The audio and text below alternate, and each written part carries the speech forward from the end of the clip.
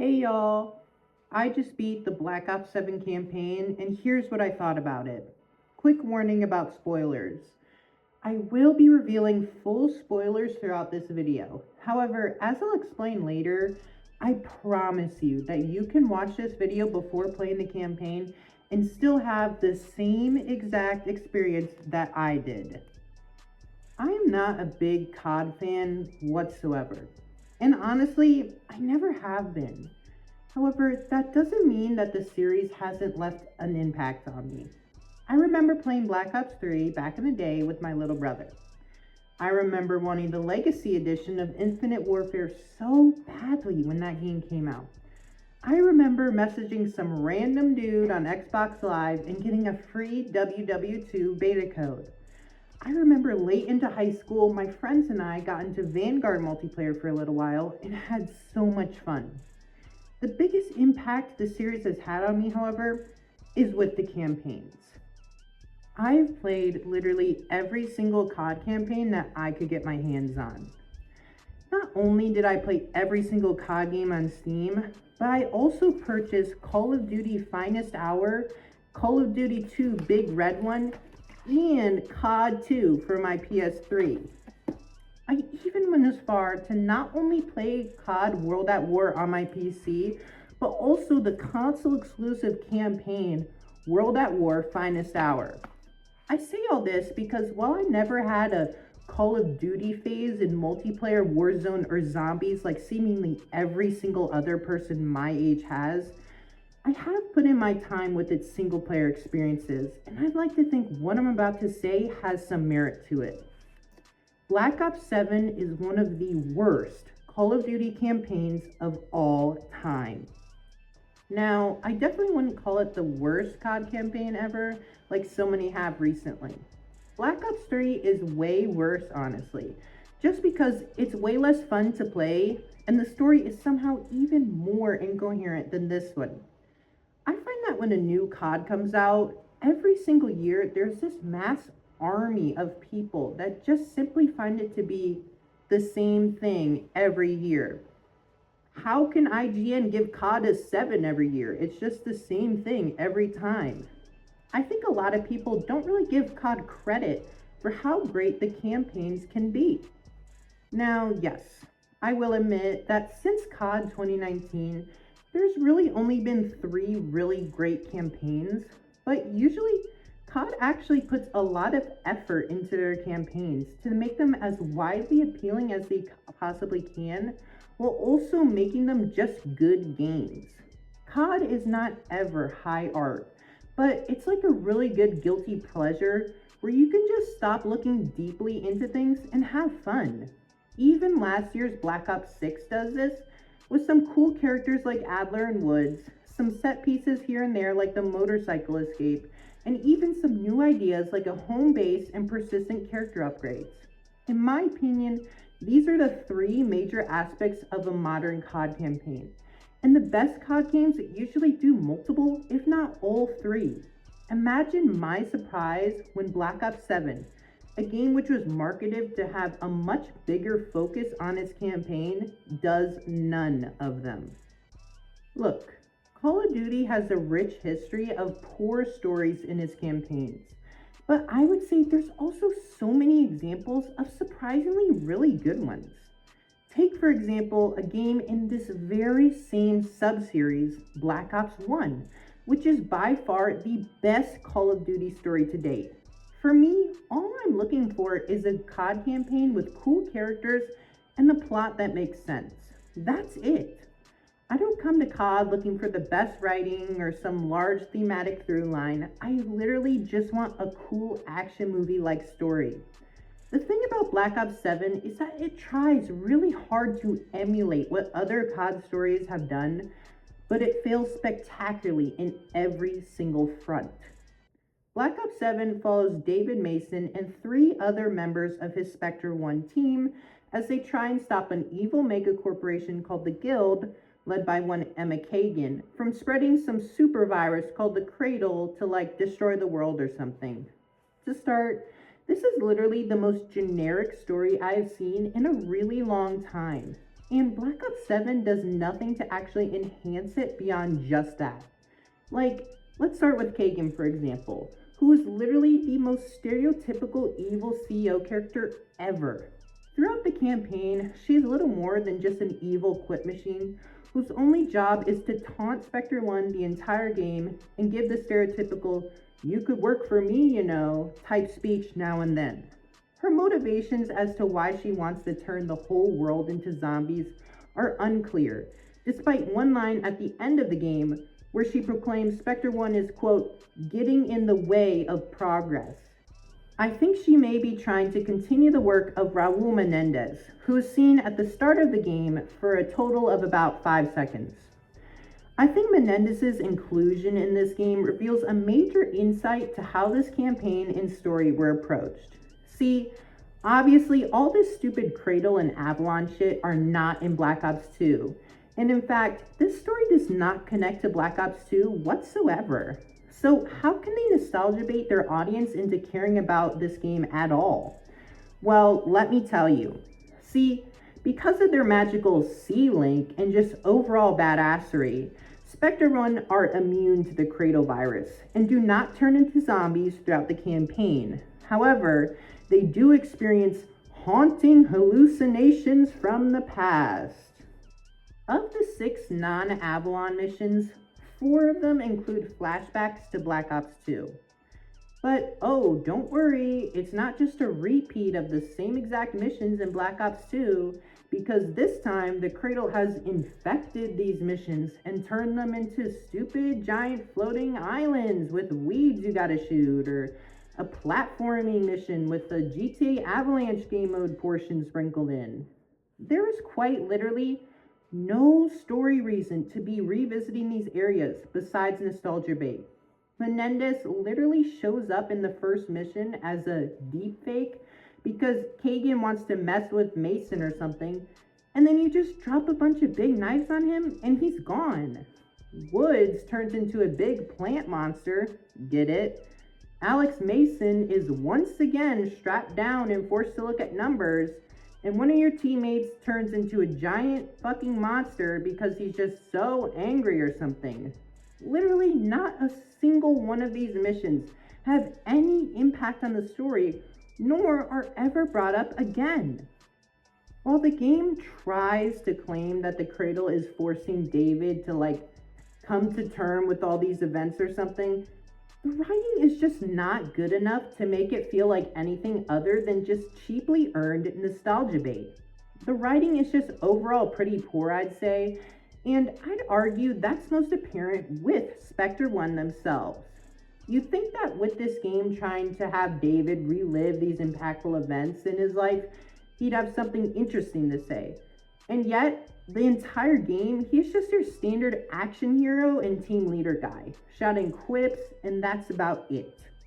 At one point, he even told his team to, quote, lock in when defending a point, which is apparently the standard of writing that COD gets these days. The rest of the team is no better, and honestly, get even less characterization than you'd think. There's the angry/comic relief character, the rugged and tough female character, and a black dude who says one line throughout the entire game, maybe. I quite literally cannot remember any of these characters' names because they are nothing more than just 3 extra player characters your buddies can play as in the co-op campaign. It's already hard enough to characterize a team in a game like this, but having all 4 of them being playable characters makes this task almost impossible. Literally nobody on this entire team has any personality other than what you can tell by just looking at them. So the characters suck, the villain sucks and has no motivation, and the connections to Black Ops 2 are superfluous at best. Is there anything to make up for all of that? Well, no. The string of events that happen in this game are some of the loosest connecting that I have ever seen. You quite literally just do random tasks for the whole campaign. Take the 5 Avalon missions, for example. Because all 5 of these take place on the same map, you never actually do anything interesting or something that moves the plot forward. More like just random objectives that pad out the runtime. Some examples of objectives that you do are find and loot 3 different bodies, defend a point, and hack and defend 3 different servers. Do you see what I mean? Like, these are probably the same exact things you can do in the endgame mode, and it's clear that they thought they could just cut some corners and expand the length of the campaign by just forcing you to do random shit on Avalon for 5 missions. The campaign does try to pull off one big story moment, however. See, one of the 2 non-Avalon and non-Nostalgia Bait missions take place in Tokyo, where you play as an entirely new team, Spectre 2. You play as Razor, the team leader, and are accompanied by the other members who are also just basic stereotypes. While the plot threads and so forth are of course unclear for this mission, this is the one mission in the game I actually really liked because it felt like a traditional COD mission. I can't say I actually liked Razor or the rest of Spectre 2 though, which is a shame because he's actually really important to the story. At the end of the Tokyo mission, it's revealed that there is a guild mole somewhere in your team, and someone's leaking something. It's not exactly clear what, but Kagan gets in your way for the millionth time, and David Mason and gang have to find another way to stop the Cradle. Later, it's revealed that the rat is none other than Razor. He literally Fortnite drops out of the sky and you have to fight him in a gas station and then go on your merry way. The game tries to play this off as a big reveal, with Spectre 1 being so upset about this that they literally shoot him in the back of the head execution style. Yet, as a player, I'm left wondering, why should I care? Not only has this character been in literally one single mission, but also his motivations for betraying everyone are just never revealed. I think that this moment perfectly encapsulates what's wrong with this campaign. Literally nothing is ever explained or well written. Random shit kind of just happens and then we move on to the next random event. That's why I said I'll be going full spoilers, yet you can still have the same experience. Because the story is just a bunch of random shit and literally does not matter at all. One of the goals that Treyarch set out when marketing this game was that they wanted to, quote, unify the Black Ops series and bridge the gap between Black Ops 6 and 2. Do I think that they achieved this at all? Not in the slightest. See, the Cradle was actually set up all the way back in Black Ops 6, but besides that, there still is a major gap here. Everything just got all high-tech and futury all of a sudden. Well, I think that it's a neat idea to set up the current game in the previous one. I just still feel like this virus is out of place in the Black Ops universe. To me, Modern Warfare is like an action movie where Black Ops is like a spy thriller, and Black Ops 7 does not live up to that. I honestly didn't really like the zombie shit in Black Ops 6 either, because I just felt like it didn't fit with the tone of that game or the franchise. However, this game takes that to a whole new level. Gameplay and open world issues aside, this game just doesn't feel like a Black Ops game tonally. Like, what do giants and fucking plant monsters have to do with spies?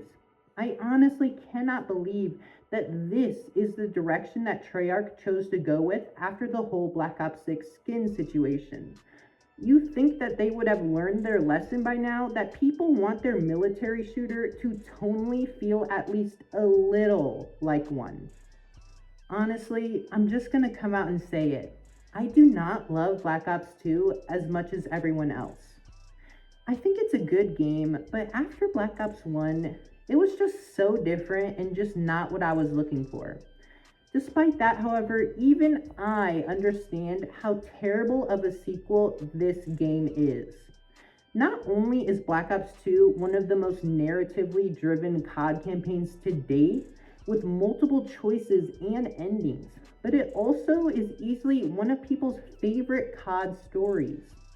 I just find it so surprising that nobody at Treyarch thought it would be a good idea to try and respect these characters just a little more and try to actually make a worthy follow up to Black Ops 2.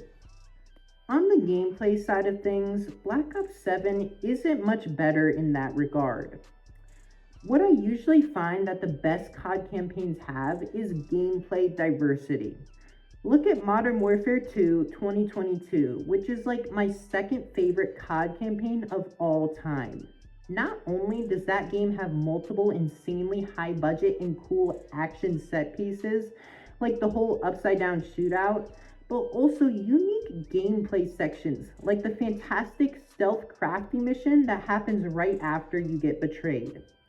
Honestly, with Black Ops 6, it was getting to the point where I was getting sick of like these super unique missions because they were kind of getting samey. Like that stealth mission with the Pizza Hut in that game. I remember when I started it, I thought to myself, not this again. If only I had known what would happen just one campaign later. Black Ops 7 is one of the most boring and least interesting COD campaigns I have played since MW3 2023. The campaign consists of 5 Avalon open world missions and 6 linear traditional missions. Starting with the Avalon missions, these are somehow even worse and lazier than the MW3 open combat missions. Each of them is literally just walking around Avalon and doing some of the most boring objectives known to man. It's pretty clear to me that they just ripped some endgame objectives out of that mode and stuck them into here. Because why am I literally defending a point in a COD campaign? The linear missions are honestly maybe even a bit worse, because the pacing of them is just so much slower. Each mission is just a fight through a linear path of enemies and fight a big boss at the end. Some of the missions do, in all fairness, try to include some new mechanics, but they are literally so generic and lazy feeling that all they do is take away from the mission. Some examples include stay inside the Fortnite storm circle and avoid the giant falling knife. The worst of these mechanics is the one where you have to track down and destroy multiple vines to progress. And like, all this mechanic does is just slow down the pacing. The bosses at the end also usually include some kind of gimmicky mechanic, but usually it's just a way to slow down the player from just melting the boss with their team. Most of the bosses are fine, but they just take way too long for a solo player to take down, which kind of ruins the pacing a bit. Add on top of that damage and immune phases, and some of these bosses can just be a repetitive slog. See, Black Ops 7 is not actually a single player campaign. It's actually meant to be played with up to 4 total players. I was actually really excited when I heard about this because being able to play a COD campaign with your buddies seems really cool. And yeah, honestly, I bet that I would have had more fun with this game if I was able to convince any of my friends to buy the game. But honestly, upon playing it solo, I don't think the added ability to be able to play this game with your friends was worth all the drawbacks. The entire reason this game lacks all the best stuff from other COD campaigns, besides laziness and budget, is because it's co-op. This game cannot have those really cool mechanics or action set pieces because they wouldn't work in co-op. It's very clear to me that this entire campaign was designed around the fact that you would have 3 other people with you. The bosses have damage phases, weak points, and AoE attacks because they are meant to be played with your friends. Unfortunately, however, I didn't play this game with my friends, and I had a much worse experience because of it. See, this game does not appear to scale to how many people you have in your party. So that left me having to deal with 4 times the amount of these bullet spongy ass enemies than I otherwise would have. This is an issue for the entire game and just ruins so many moments. Like, one point I spent literally like 10 minutes defending a point, And there was just so many people that just kept coming and coming to the point where I thought the mission was broken or something. The game also does not give you any AI companions as well to help you deal with this issue.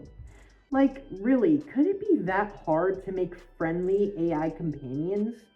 Instead, all it does is just give you self revive kits from time to time. But if you get down without one, then you're shit out of luck and have to start from a checkpoint.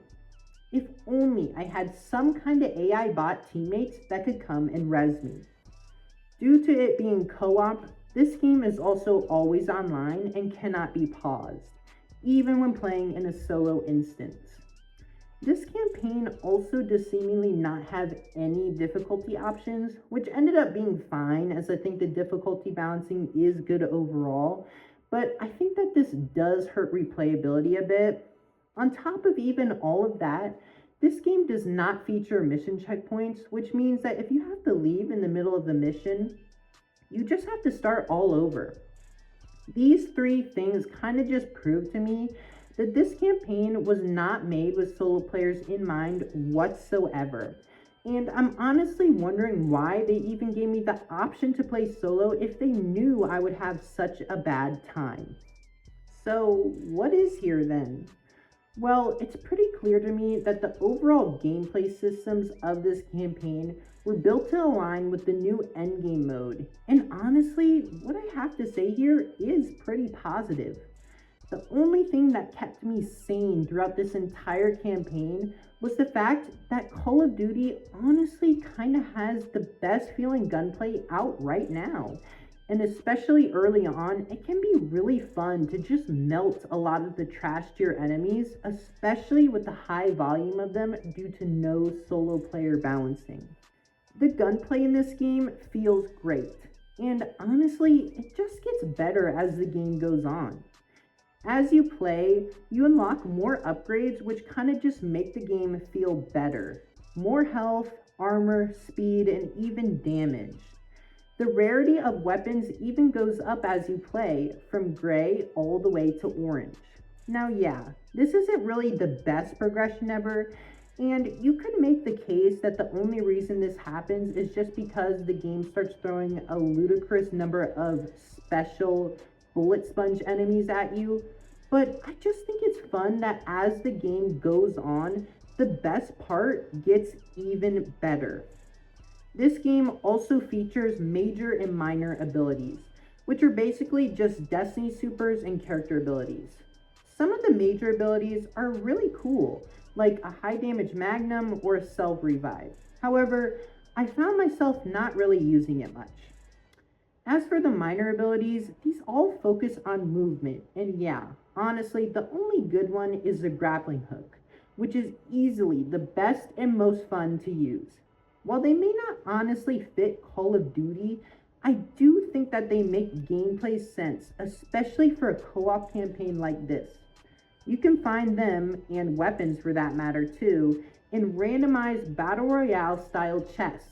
And while you don't always get something good out of them, I rarely found myself with an ability that had absolutely zero use.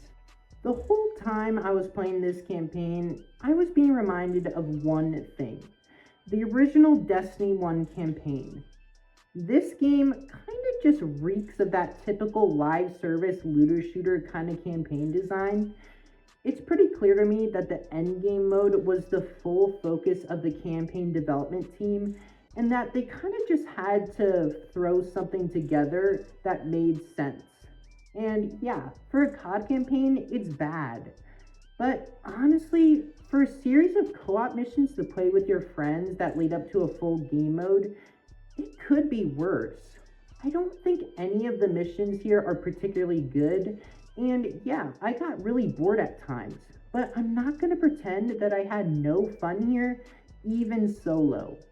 The shooting here is probably enough to carry the game alone, but with all the cool abilities and tons of gameplay variety, I can't say this is an entirely terrible time. Remember how I said earlier that this game does nothing new? Well, actually, that's not entirely true.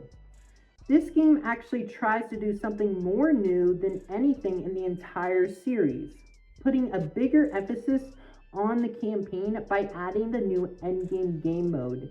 And honestly, I can't really say that this is a terrible idea. I usually play the COD campaign every year and then don't touch it again till the next year.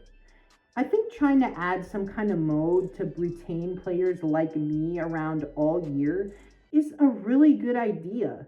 And adding the cross progression between modes on top of that also helps get those players into other modes as well. And yeah, this mode was made just for me. This is essentially just a looter shooter without the loot. From what I understand, you need to grind to get more powerful, you can take on different endgame bosses with a team or solo, and you need to do boring ass world objectives while killing bullet spongy ass enemies. That is literally Destiny 2 described to a T, which is one of my favorite games of all time. I'm not gonna lie and say I wasn't at least a little enticed to try out the endgame mode after I beat the story. The thing is, though, when adding a mode like this directly impacts another mode, in this case being the campaign, then maybe it's just not worth it. The very players that COD is trying to attract, they are pushing away at the same time by making a garbage live service ass campaign. I don't come to COD for these types of campaigns, and if they were to continue making them like this, then I'm just not going to continue buying them. I don't understand why COD has to keep learning the lesson of how important campaigns are to the identity of the game. Players want good COD campaigns, yet they still keep trying to push them to the side. First, it was Black Ops 4, then MW3 2023, and now, once again, Black Ops 7. I understand that single player campaigns aren't the best for player retention, but they are just such an important and deep rooted aspect of the franchise at this point, and I just don't think they could really get rid of them. I honestly think that this was really the worst time for COD to try and learn this lesson once again. You literally cannot ignore the impact that Battlefield 6 has had on this year and this game. I mean, compare the Steam launch numbers. Battlefield 6 had an all-time peak of 650,000. Well, this game didn't even reach 100K. Battlefield 6 is actually listening to player feedback and using it to create the Battlefield everyone has always wanted. And of course, it worked. While the campaign for that game wasn't the best, it did the exact same thing. Took what worked about previous Battlefield campaigns and put it all together into one pretty decent campaign. Black Ops 7, on the other hand, is ignoring what fans have loved about previous years, and instead it's trying to make some stupid mode to increase player retention and profit, all while throwing campaign to the wayside and making it the laziest, most bare-bone campaign ever, just so they can say that it's there. And honestly, I think that perfectly describes Black Ops 7 as a whole. Lazy. Not only is the campaign a shell of its former self, but Treyarch is also utilizing AI to create the calling cards. The executives who make these decisions clearly do not care about making a good game whatsoever, but only about making the cheapest and highest profiting game to date. That's why this game feels so damn soulless, because no love or appreciation for the art form was put into it. How many times does COD need to learn that people actually care about the quality of the games that they play and don't want to just keep buying slop year after year? Hopefully Battlefield 6 is the wake-up call that executives need in order to put in a little more effort next time. Despite all that, however, I can't say that there wasn't talent behind this game. The actual developers making it are clearly extremely talented people.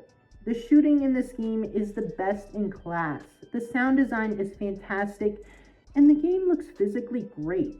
That's why I cannot get behind all these stupid tweets like, quote, perhaps we treated Black Ops 3 too harshly, or, quote, this is exactly what late stage capitalism looks like, by the way. Like, no, this game still fucking sucks, but there was talent put into this game, and I truly believe that. Sure, the stupid out of touch executives may have no clue what makes a good game, but behind all this stupid junk, I think it's possible for people to still have fun with this campaign, even if I am not one of them. Overall, the Black Ops 7 campaign is terrible. While I don't think it's the worst COD campaign ever, it's easily one of the worst to date. The plot, characters, writing, and villain are all terrible. The mission design, gameplay variety, and co-op elements are all terrible as well. And the push to make this new endgame mode negatively impacts the campaign and turns it into a lazy mess. I can only hope and pray that Modern Warfare 4 next year is able to learn from the mistakes of not only this game, but also MW3 and return it to what made previous COD campaigns so great. I absolutely do not recommend this campaign. 4 out of 10. Well, y'all, that's my review of the Black Ops 7 campaign. If somehow you watched this far, then I just want to say that I really appreciate you, and it would mean a lot to me if you could like, comment, or subscribe even. That's all for my review, but I just want to talk about a few extra things related to me and my channel. So this video is pretty long, probably going to be my longest video to date besides my Lightfall video on my first channel. I don't know if the average COD player would really want to watch a longer form video like this, especially titled a quick review. But you know, we'll see. I'm also worried, like on my TikTok, I have, I think 53 followers right now, and maybe like 95% of them are furries. I'm a little worried that like people are not gonna like the furry aspect of this, that I'm like wearing my fursuit, or like people are gonna subscribe or follow just because of the fursuit. I don't want to become a furry YouTuber. I want to become just a general reviewer guy, I guess. And I say both of those things because at this point in time, I want to try and stick to what I want to do. So I want to make like longer form, like essay style reviews. And like to me, I call them quick reviews because I could go so much more in depth with these reviews, but I don't. But I still want to write them as if they were kind of like an essay.